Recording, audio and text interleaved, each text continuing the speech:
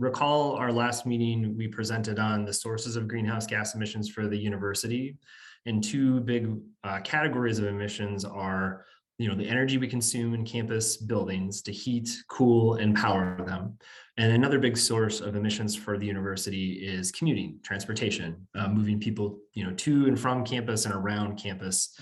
And so with that in mind, we thought that bringing Monique McKenzie in from Space Planning and Real Estate would be really valuable to talk about the campus master plan that just got completed and how that might relate and connect into this broader, this climate action planning work, because, the campus master plan, among many other things, addresses, the kinds, the types, and the number of buildings we may have in the future. And it also addresses questions around transportation and the transportation system that supports the campus. So with that in mind, I will turn it over to Monique and let her take it away. Thank you. So as Shane said, we have completed our Twin Cities campus plan. We call it a campus plan. We don't call it a master plan. It's a bit of an older term. So we think of it really as a way to depict a future for our campus from a land use development perspective, but really also from a systems intensive perspective. So that can be mobility, that can be open space, public realm, it can be natural resources. And in fact, in this plan, we have a framework component that we call sustainability as well. So I'll tell you more about what else is in the plan, but just so you know what our intent is with this plan and how we'll use it, I want to begin with that. So what is it? In terms of providing guidance to build a campus, it's certainly about aligning our view of the future state of affairs on campus with our strategic plan and our university mission. We typically look to that as a tripartite function. It means many different things to many different units, and of course, the communities we live in here in the Twin Cities, but statewide. Really, we're focused on determining the best overall use of existing land, development sites, and our facilities. Remember, we have a huge sunk cost or investment in buildings and facilities as they exist today, and how would we best use them? That's kind of one of the values-based components in a plan. We want to make sure that our daily decisions, which are really less about operations per se, though there is a connection there, but certainly about investments and renewals and upkeep, are part of a long-term vision. So there's alignment and consistency. Plans can also help in fundraising, and they also help communicate messages to the adjacent neighborhoods, to the municipalities, and to the region that our campus, Twin Cities campus, but of course all the campuses sit in. And that messaging is pretty important because we are a big actor and many parties are very curious to know what our intentions are. But what this campus plan does not do is identify every single new building need or every single development site we intend, or we may rather across the course of time develop. So it is not a comprehensive blueprint. We don't have a master seeing, all knowing party who's listing every single parcel that may change over the horizon of the plan. It doesn't design or compel design of new buildings and landscapes, but this is maybe second point here, the most important takeaway. It establishes principles that are really fundamentally structured on the university's vision and goals. And to some extent, those vision and goals are pretty consistent over time. As I looked back at the campus plans for Twin Cities, but even through the system, we have not radically departed from our ideas about what each of those campuses are, what they mean to the campus community, what they mean to the surrounding neighborhoods, but how that represents or how that kind of manifests is really what changes. And maybe stating the obvious, but none of these plans define the financial resources or the schedule for spending those financial resources. That's not the goal, or that's not the effect of this particular plan. So when we did this work, we hired a national consultant, but we did a lot of consultation. And as we started to build our vision for this campus over the next, in the end, probably 20 to 30 year horizon, we began with what makes us unique, right? And that's often a good thing to do at whatever scale, because you want to start with your strengths and you want to recognize the potential that's out there. So one of the things that makes us quite distinct, of course, is that we're a heavily urban campus, and yet we're big enough that we influence the local surroundings and the local dynamics, whether it's neighborhoods like St. Anthony Park, Falcon Heights, Lauderdale, or the Minneapolis neighborhoods.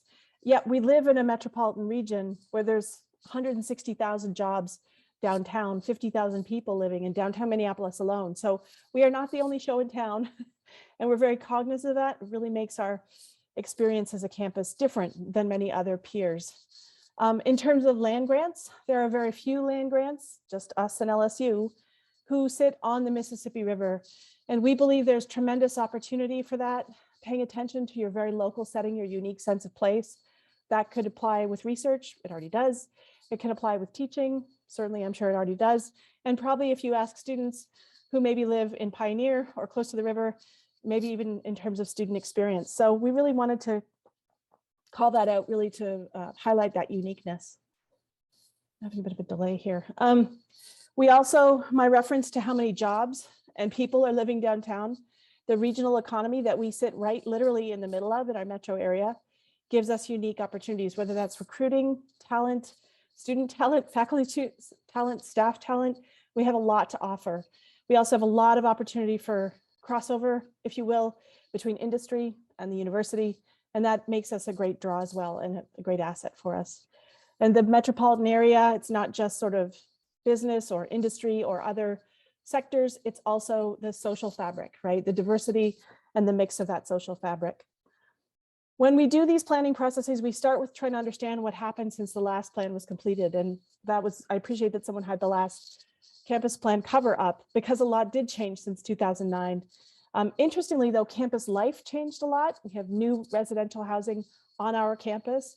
Our enrollment did not change significantly, yet a lot of campus life changed on the edges. So if you think about the dinky towns in particular, but also Stadium Village to some extent, a lot has really changed of campus life. Learning and research, you know, the diversity of opportunities for learning and research. If you think about it, the Brunix Hall building came online since 2009. So how students learn, peer learning, flipped classrooms, big change in student experience. Events, activities, clinical activity, none of those things ballooned. We didn't double the number of visitors we have for any of those things, but the way people navigate, if they're going to clinic or if they're going to a lecture, has continued to be a really strong presence for us as we think about the physical frame of campus. And then the last thing, which we'll talk about more because of sustainability, of course, is mobility, especially non-vehicle use, transit, but also shorter trips, you know, on foot, micromobility, those sorts of things. So when we do, from a visioning stage to really understand kind of trends, data, where do we sit, you know, what's actually going on, what can we measure here? We really look to some of these drivers that shaped our thinking and our understanding about what comes next for this horizon. And you see the list there on the left. It's really about kind of overarching principles or guidance from a mission point of view, our system-wide planning principles. Also very important, keeps us all aligned, is the strategic plan. So the Impact 2025 plan. And of course, sustainability climate action planning is also referenced in that document. It's a bit of our North Star to make sure we stay on track. We think about those comparative regional advantages that we can partake of because we're here in a big regional metropolitan area. What does a post-COVID campus mean for how we use space? What do we value? You know, where are there a lot of people gathered? Where's the social density that makes campus a fun and interesting place to be? Other major drivers, not just because our campus population is changing somewhat, but because we want to be more inclusive, is how do we think about equitable physical access, universal design, and then how does that translate to our mobility? I think almost 70% of our buildings are more than 50 years old. We have 24 million square feet of space here on this campus alone. So retrofitting beautiful, gracious Beaux-Art buildings that are all about stairs is kind of a challenge. It's a very direct example of the kind of things we want to think about here.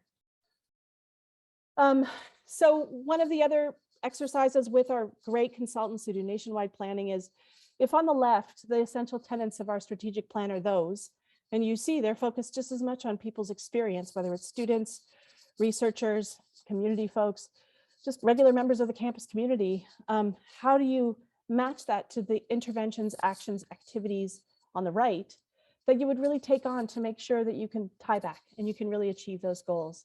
So this is more of a thinking exercise, but it helped us bring structure to the plan. So it was interesting how that has seeded itself then onwards. So then the next phase we took in developing this plan is we came up with a very plain spoken way to talk about what guides our thinking about what we should do on our campus for our campus community in the future. And, you know, we got a little carried away, we made up 10 of them, but we grouped them into these sort of categories because they're also kind of easier to get your arms around why those specific principles numbered here, how they achieve or how they support specific realms of the physical campus. So whether it's campus experience, it's mobility, and then I would say of the last group, land and buildings, kind of a steward's approach to how we use our resources. That's really what the big ideas were about. I encourage you, if you're really interested, we don't have a public link quite yet, but we'll get you a link. There's a lot of detail in this section of the plan, and I'm not going to get into it, but we took each of those big ideas and we mapped them to the ground for West Bank, East Bank, St. Paul. So for example, if we're going to create a more inclusive campus, where are the most important parts of campus, places, projects? Sometimes it's a building, sometimes it's how we treat design of gathering spaces. It can be a whole range of things, but how do you really execute that big idea when it comes time to thinking about the physical campus? So that's really what the big ideas experience was about. We did a whole lot of engagement. I'll go through this quickly, and please ask me questions if you have them. We put out an RFP for this consultant in the fall of 2019. And just as we were getting ready to select them, the pandemic shut everything down. So we did almost everything until the last 2 months in the fall of 21 online. And that was the only choice we had, of course, as everybody was in the same situation. But we did have a rather defined structure for governance, for engagement. We had an advisory committee. I don't know if any of you on this group knew someone or what were on the advisory committee. I don't think so, but maybe about 20 people, students, staff, faculty, subject matter experts. But we really tried to reach people where they were. And we had some cases, a series of meetings, some cases, maybe just one meeting, primarily internal to the campus community folks, but also some external parties as well. On the right, some of the tools we used, we had great traction with an online survey we sent across campus to a representative sample, got about 2,000 responses back. This is what we asked people in that survey. We couldn't meet them where they were. We couldn't bump into them on the street in front of Kaufman. So instead we surveyed them and asked them about how they experience campus. Basically, you see the same headings are coming up again and again, but this is what we want to know to think about how the physical place should change. We were able to map some of those responses, and the heat map, the red color is where people, students, staff, faculty, we had about 26% of our 2,000 respondents were students. We had a really high response from staff. Where do people gather? Where do they congregate? The most intensive, highly populated areas in red. And then it cools out. The purple is the least number of responses we got as people filled the survey. Other things in the sort of narrative component of the survey, bigger the letters, bigger the word, more commonly referenced as favorite places. Probably not too surprising. You'll notice there's a couple words that show up, or places that show up here, favorite, that also show up as places that need improvement. So maybe that's the place we should start, right? We'll have the most impact there. Some of these comments are really useful to us, were useful to us because it just helped us sharpen our focus. I think in particular, I would say mobility was something that came through with some of these comments, gave us a lot of leverage. And I don't mean that in the negative sense of the word, it's just, this is how people daily experience campus, and we need to put some concerted and continued effort into it. So we're talking about, Gopher Way, we're talking about tunnels, and we're talking about literally how people get into buildings. So this part, I think I'll try not to go way too fast, but what I'll caution you on is that this section of the plan, which is probably almost half the document, it's about a 150-page document. It looks more like what I'm about to show you, which are illustrative depictions of a future state. So it's very visually attractive, I think. It's a bit bewildering.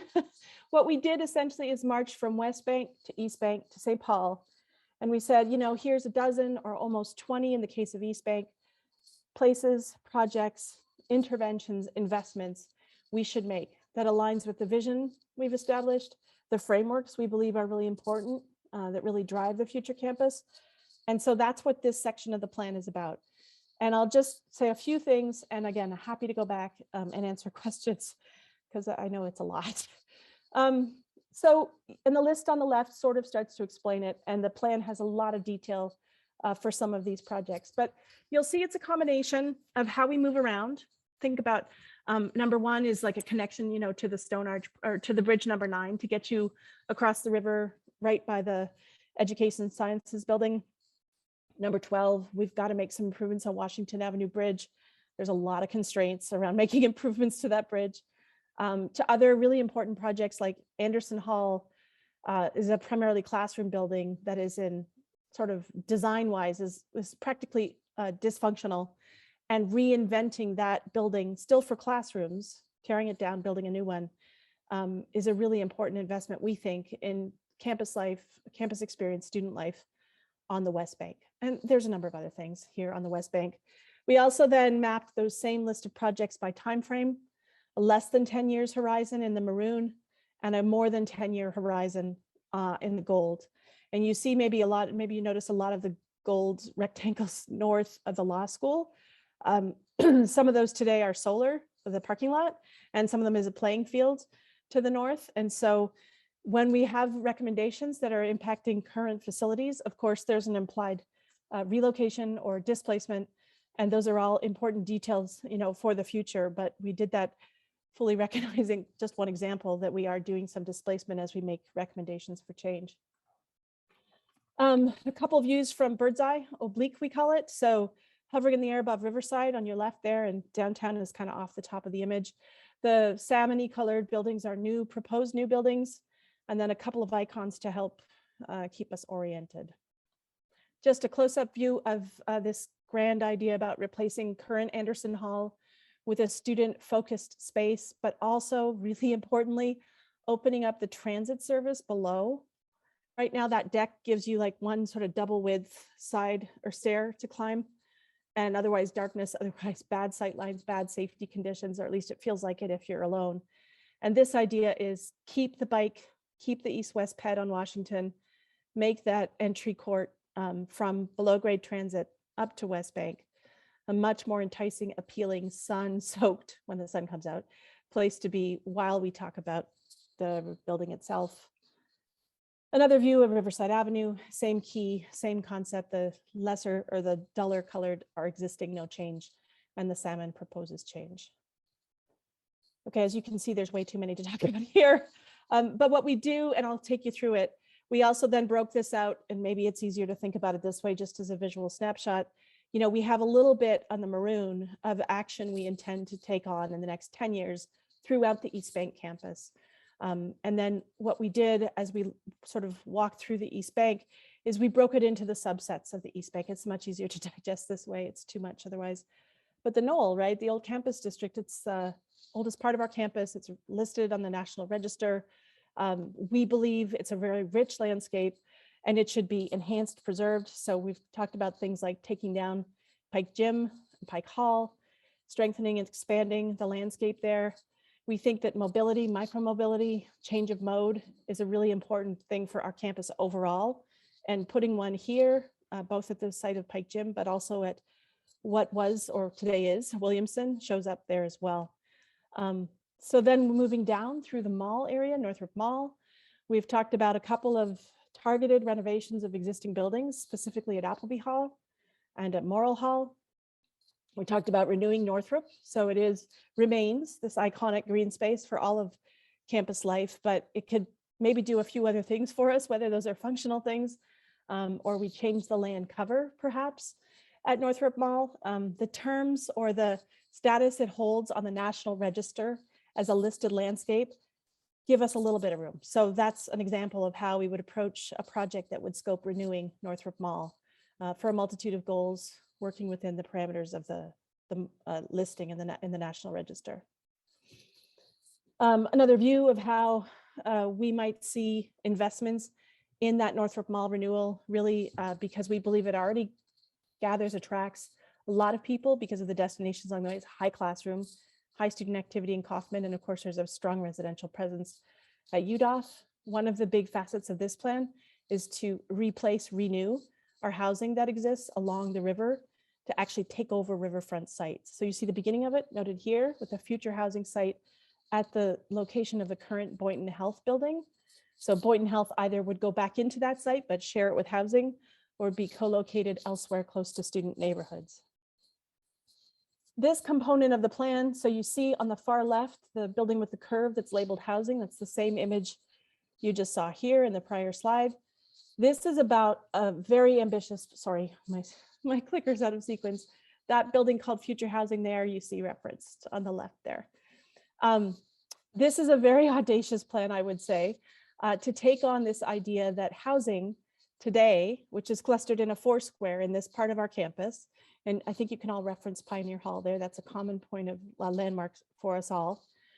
The idea is that instead of living as a four buildings sharing a centroid, we would over time, contingent on a very big move being made of a hospital, extend our housing to front the riverfront. And we believe that's the best place to put our students. Pioneer Hall will remain a center for student life, but that we would kind of have a more linear pattern for our residential folks who will have the best view of the river. And generally speaking, we don't build the highest, tallest height buildings for housing. Therefore, we kind of keep a 4 to 6-ish kind of story profile for housing. In turn, once that move is those series of projects are in play, we allow ourselves room for expansion, academic expansion, where the former housing was, stretching further to the east, because we believe in the future we will see a hospital on the eastern end of our campus against Huron. So we've done a fair amount of planning to date for this long vision. We're doing current planning for the clinical campus expansion. There are many moving parts and many contingencies. Most of this is the far off future when you look at our timing map, but it's a very exciting idea about how to keep those fundamental pieces of our Twin Cities campus housing and how to expand or allow for expansion as needed for our academic presence. Church Street is an important place where this will come together. So again, you see the curved frontage, that's the new housing building, and then the idea that we will stretch to the east and grow to the east on land we currently own that's already being used, occupied by buildings. Church Street is an essential corridor to connect us to the rest of campus. And in fact, we'd like to see ways where future open space wise, we can connect Church Street down to the river. This view is then from a bleak view, bird's eye view in the air to the eastern side of our campus against Huron Boulevard. I think, yeah, the label's right there. So we're looking back towards downtown skyline. And this Essex corridor is really important to connect this new renovated, revitalized part of our campus. A couple other reference points here. How do we reuse, repurpose some of our open space? There's a wonderful triangle of land actually, right against the river road. And because two houses, formerly private houses, but owned by the university for years, were demolished probably almost 10 years ago, there hasn't been a lot of activity on that land, some support for construction in the area, but we believe it could be a fantastic feature, an open space target in the best sense of the word for campus life. And then in St. Paul, we have, again, a series of interventions or plans, projects here, and they are stretching from everything to animal teaching facilities to renewed housing on the St. Paul campus, to some of the expanded research facilities just east of the core, just east of Gortner there. So again, long-term and short-term in maroon is more about the student unions, the collections facility and the sustainable opportunities at the Como site, as well as some expanded research production labeled number 1, just east of Gortner with the microbial cell production facility. Bird's eye view, again, you get the sense between the salmon colored buildings that are new or renovated, as well as the existing buildings, the lesser color. And this is a bit of a close-up. I'm not sure how my mouse is going to show up, but Biosciences Tower is the tallest one at the corner here. And then the partnership district MCPF, the microbial cell production facility, is at the far right. We've talked about opportunities to rebuild the continuing education center. It's not being intensively used. It's not even really being used right now. So we believe that's a rebuild site, the student union site, and some potential for renovations to McGraw Library site. We summarize some of the plan just by talking about, what are these basic patterns of land use? There aren't significant changes in our basic land use. We've been here since 1851 and we don't see radical changes. We did do some pretty radical changes when we bought the land in the 90s around the stadium and started building Biomedical Discovery District. But this plan is really focused on reusing land we currently own, considering Huron Boulevard a hard border. Yes, there's a ton of capital investment, and that's not really a technical term, but there's a lot of capital investment in renewing those sites, renewing those buildings. But if anything, we know that we want to try to preserve the benefits of adjacency and co-location to the greatest extent possible. And so that's one of the reasons, in addition to things like cost of land and cost of capital, that we really focused on staying within the boundaries that have been established. In St. Paul, we actually have maybe a little bit of change, more than we might typically see. because of things that you see here, for example, outreach. We've talked about, I don't know how many of you are based in St. Paul, but the corner of Commonwealth and Cleveland is a surface parking lot, and it's a tremendously convenient surface parking lot. I recognize that, but it's also a great place where the campus could meet the community, whether that's a kind of outdoor pavilion where seasonally, events could be hosted, community could rent, campus units could rent. Think of farm to table, think of demonstrations, that sort of idea. Pretty low intensity facility, but great purpose to connect the campus. The idea that Commonwealth Terrace might have some potential. We would keep affordable housing, we would focus on students who need larger housing because they have households, but how can we bring some additional value for campus and for the neighborhood in terms of low intensity mixed use there? We believe the Continuing Education Center is an opportunity site. We think parts of the golf course may be an opportunity site. We're not sure exactly what that means yet. We haven't done enough work to really understand what that might be, but we do think there may be change at the golf course as a recreational venture. So status-wise, as I said, we were very intensively in this from January of 21 to December of 21. The Board of Regents did approve the plan document at that time. We're in the final stages of publishing digitally and on paper, and we'll post it on our website. There is a project website, which you're very welcome to peruse. I gave Carly a copy of this, so she can distribute it as needed, but very, very welcome to peruse. If you have further feedback after this meeting, don't hesitate, use that email or look me up and contact me directly. So I think with that, I will finally stop and take questions.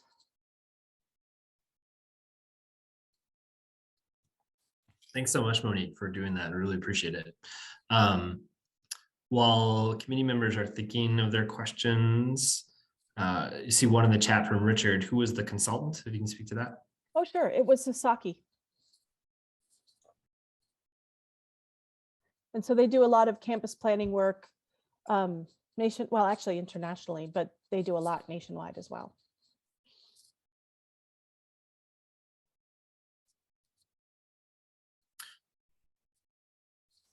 See, Teddy's got her hand up. Go ahead.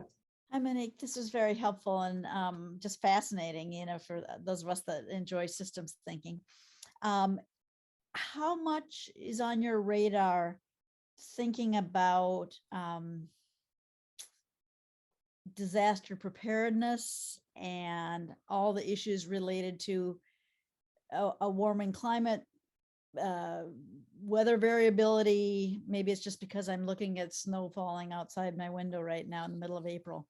Are you thinking about those things? Because it looks like a beautiful plan, but I'm not so sure we're going to be talking about the same environment 20, 30 years from now. Yes, absolutely. That's 100% true.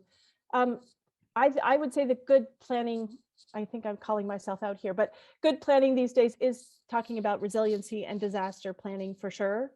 But I think if you were to take a flip through not just the beautiful pictures or the illustrations that Sasaki brought us, but this framework thinking and these kind of values thinking, I think big themes that have consistently repeated themselves for the Twin Cities is a stewardship idea. So what's the right balance, reliability, cost effectiveness?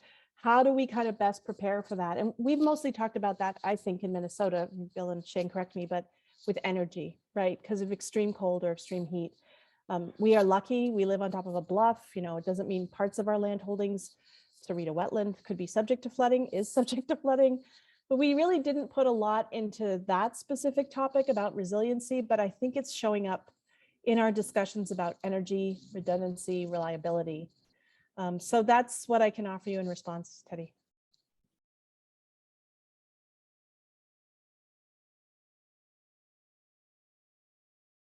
Jeff, go ahead. Yeah, thanks, Monica.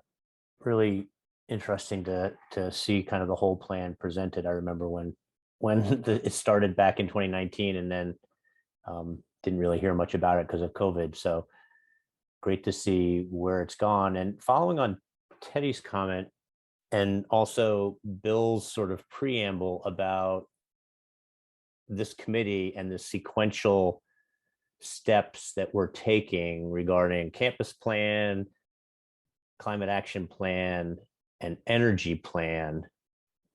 And this is something Shane and I have talked a little bit about in the past, but maybe the question is how much flexibility is there in this campus plan to accommodate developments and findings and action items we identify in the next two steps?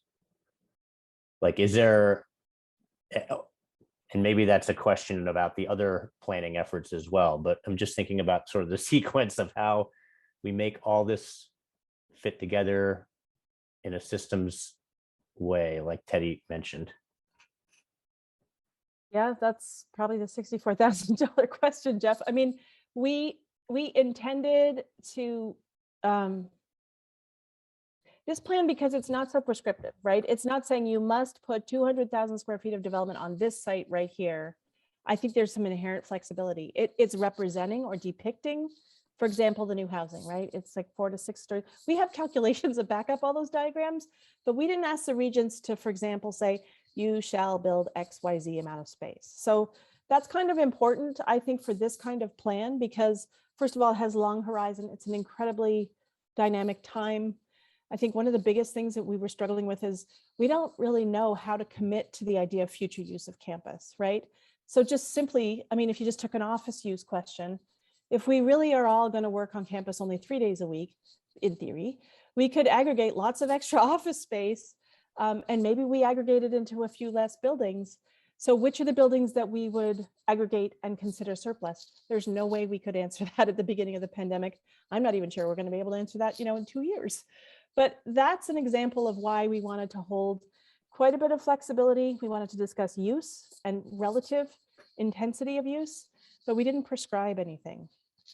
So I think my opinion, or my hope, I guess, is that as climate action gets underway for Twin Cities, or is underway, but as we understand really what room we have, in terms of making a change behaviorally, developmentally, energy consumption wise, then we could reflect back when we're actually launching projects. So take an example of, the housing I was talking about.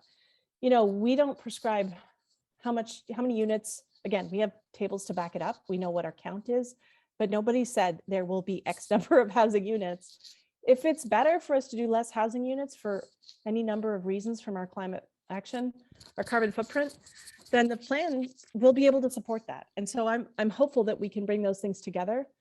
It was a bit of a challenge to be flexible enough, but not remain completely silent, on the topic of where campus should go. One of the Thanks. things we added, if I can say just one sec more, and this is in the packet I sent Carly, so she can circulate this to you guys. We were struggling because we asked the consultants to talk about sustainability in every aspect of our plan work, and they did, but then we just felt like it wasn't getting enough. These frameworks, this idea that we see the campus through these lens of different frameworks. We had established a land use framework, public realm or open space framework, mobility framework, because it's such an influence, especially on the East Bank, but West Bank too.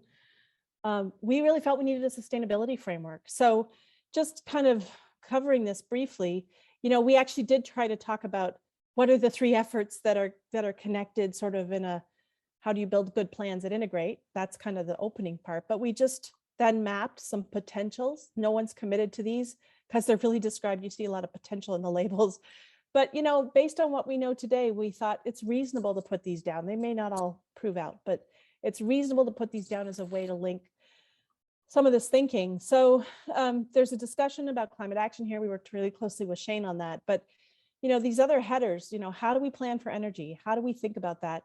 How do we think about where we locate new development or redevelopment? How do we think about the uses, right? So, I mean, we all know that the campus buildings with the highest energy intensity use, so the wet labs, they're our biggest problem or opportunity, I guess, depending on what energy systems you're using. So how can we think about where they locate?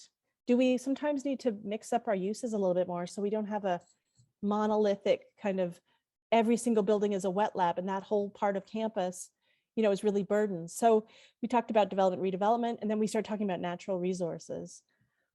In natural resources, water, stormwater, land cover, air quality, mobility.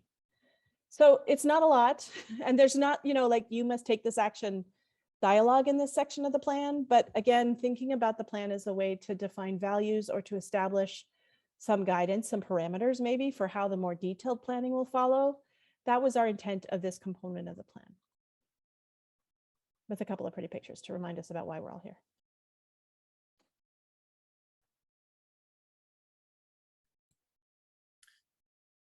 Monique, we're at 4:40 and I think Yep. with respect And to I your see, time and yeah, and I see Jacob's question, so hopefully that, okay, good.